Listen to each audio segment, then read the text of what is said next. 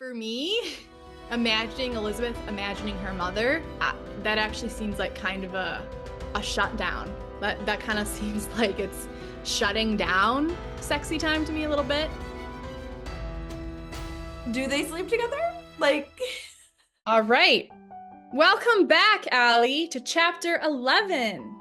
yeah. Remember where we started off last? What exactly had happened with Elizabeth? The doorbell rang and Elizabeth was nervous. And so she let him ring it again. No. Yes. Okay. What a biatch. Sorry.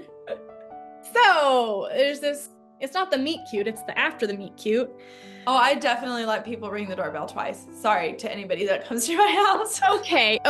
But if you were like single and a guy was coming over, I think I might too. I would let him ring. I'm like judging Elizabeth. I would let him ring twice. 100% would be like, I would go back to the bathroom and that awkward moment when you're trying to make a case against someone and you realize, I'm exactly. And you don't want to make it seem like you're waiting right outside of the door. So yes, let's be. So anyway, James is on the door. He's kind of shy, comes in and he's kind of admiring everything in the house and whatever. Until Elizabeth actually invites him into the kitchen. So she invites him into her kitchen and she gets this impression of him as like this she's being followed by a huge puppy. And she picks 2 glasses of wine and it says, it's funny, this is very theatrical. I think you'll appreciate this. It says she picks up 2 glasses of wine and walks past him toward the living room.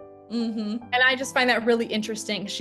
They're not doing this together. She's going stage left or stage right. Yeah. In front of him. Love it. And I guess she sets down the glasses next to a copy of Saul Steinberg that she wants him to notice that she reads or whatever. And she notices his hands are beautiful when he's like removing the foil of the champagne, and he recognizes the music that's playing and she knows he's showing off, and he mentions the name of the flautist for this piece, but he also pretends not to remember the soprano's name. Like they're playing this like game. Mm-hmm. And then he asks her how her husband died, and they're by the fire, and she basically responds really nonchalantly to his sympathy after she tells the story. And then she wonders to herself, like, why do I do this? Why am I so nonchalant about that? And he asks if they were totally in love, and she says that they were pals. And I wonder, love your thoughts on this. Do you think she said that because it was true? Or do you think she said that because when you're entertaining a man who you most likely probably will sleep with, does it make more sense to say that your dead husband and you were pals? Do you think from everything that you've said before, she sounded pretty in love with her husband. Mm-hmm. So I have to say, I think it's the pals. The pals thing is it's cool. I'm not a grieving widow. The nonchalant thing. Hook up with you. Yeah, which is kind of gross. And James tells his story and, little backstory. He was with 2 women, or he's lived with 2 different women and didn't want to marry them. He describes it as the poet says. I don't even know who this poet is. I'm not even intellectual enough for James. When one person's whistling Old Man River and the other's whistling Trees, something's gotta give. It's from a poet. I don't know. Basically it doesn't work. Something's gotta give. It's not gonna work out. Elizabeth is watching James and she's captivated by him, and she's noticing his teeth are yellow from smoking and one of them is chipped, but she's captivated by him. She's seeing his flaws and she's still attracted, she's being drawn in. Then they talk about the book he's writing, and they imagine together how he's going to be successful, and they imagine that Clint Eastwood will play him in the movie. And at this point in time, it says his teeth have grown on her, and she wants to feel them against her thighs. So this is a experience of they're having these conversations, and this is foreplay. Mm-hmm. This is very much. Yeah. Funny. They've ordered pizza, and she's revolted that he's chewing like a starving rodent. And he reminds her of her mother. Oh. So yeah, but you know, he wants his teeth on her thighs. So let's keep this in mind as we look into, you know, the next parts of this story. Both are very much true. What do you think about that? Wait, oh, about what specifically? Anything. The moment that she finally opened the door to the moment that he reminds her of her mother.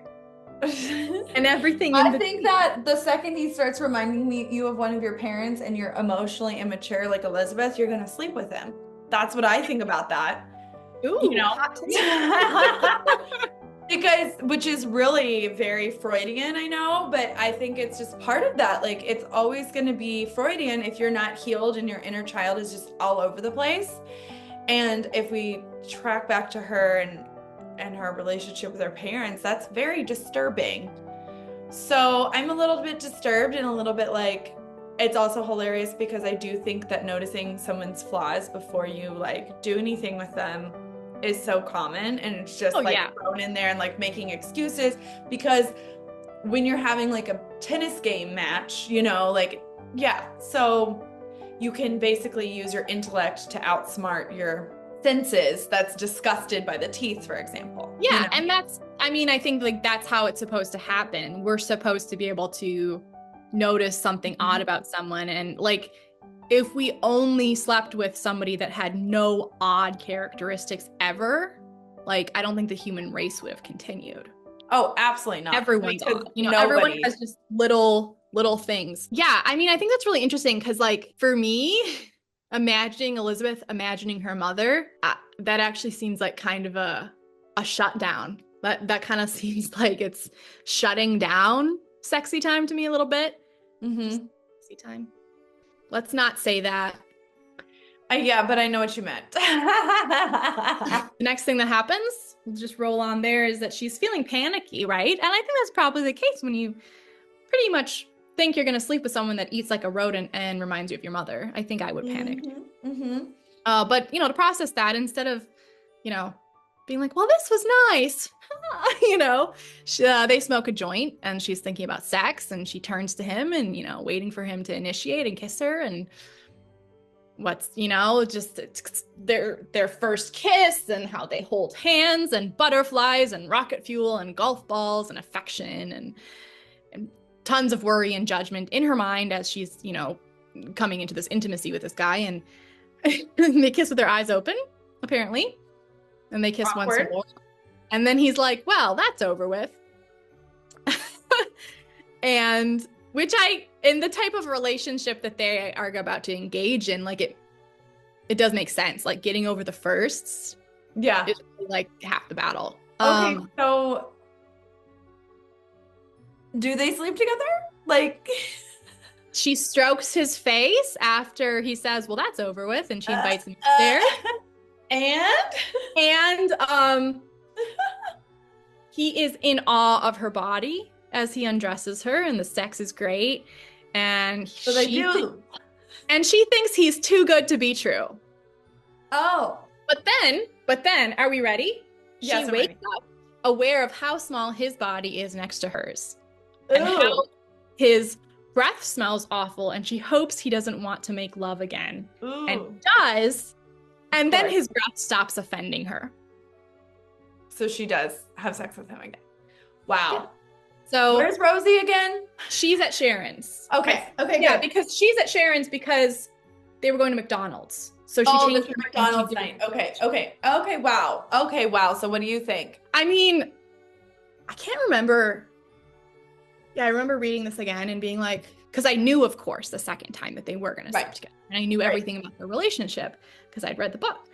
I think it's kind of funny looking at their interpretation of a hookup, which is like, they can talk about flautists and whatever, but it's still very much a hookup. Like there's nothing, we don't know anything at this point. And they're shedding their clothes, but also they're shedding like their external, which is, I think, what happens, you know? So like they talk about her marriage and this, that, the other, and she has to process his teeth. And like you kind of have to let go of all this stuff before you can get around to, So I don't know. I think it's fine. I mean, do you think they rushed into this too fast? Well, yes, of course they rushed into this too fast. I think it's incredibly emotionally immature. Yeah, they know. I mean, I'm not on board with, the single mom who's already a bit of a basket case, just sleeping with some guy that she's still kind of thinks is too small just that night. But you know what? In Elizabeth's context, in her life, it makes sense. Well, so then what happens next? Like, what are we at?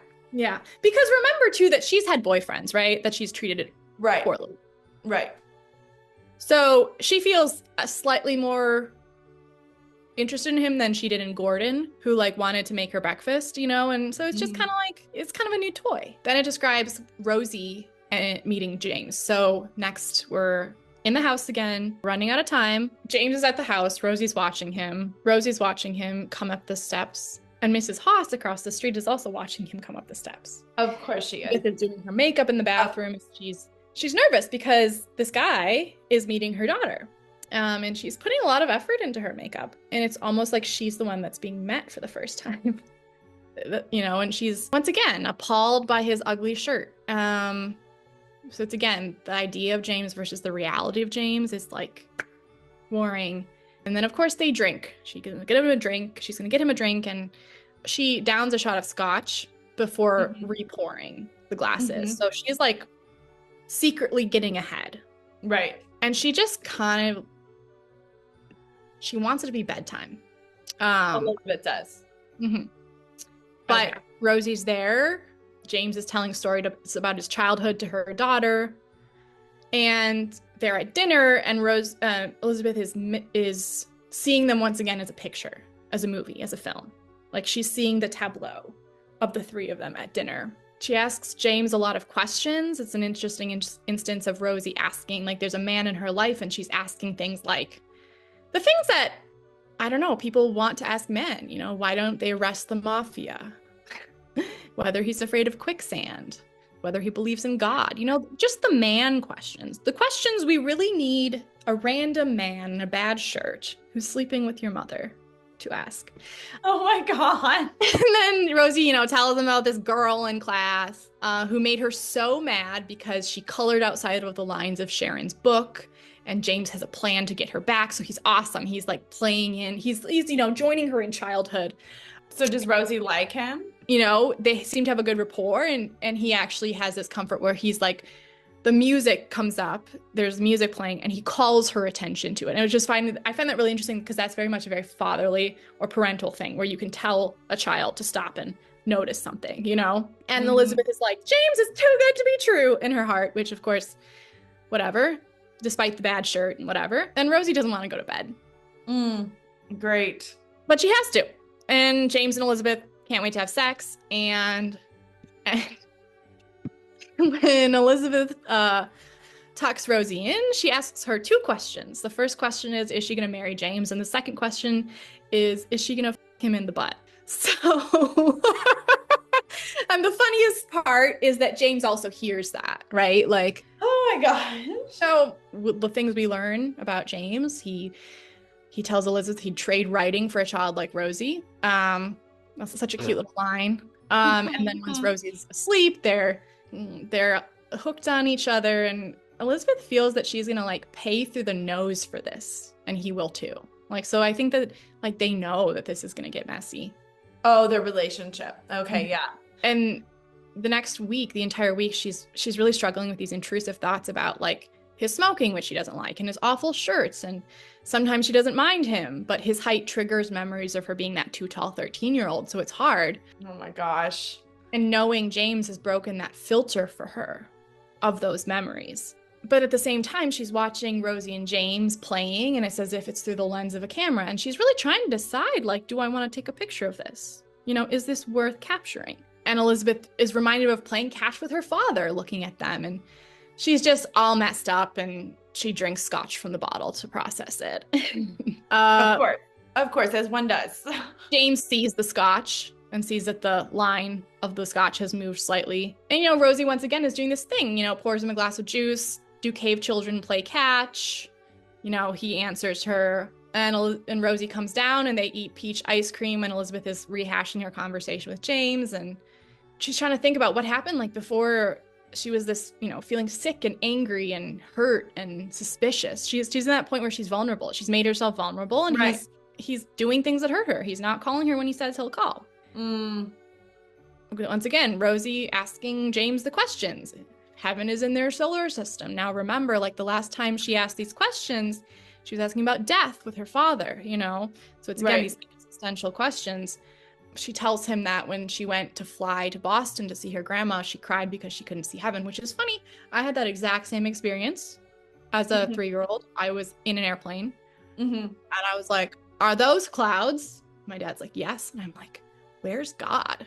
I feel that. Yeah. I thought I was paying for a sight into heaven, and I wasn't. Her dad, at that time, because he'd been alive, had assured her that heaven was higher up. And then Elizabeth is like sad and remembering memories of men, and she really only comes back to the present when Rosie climbs into her lap.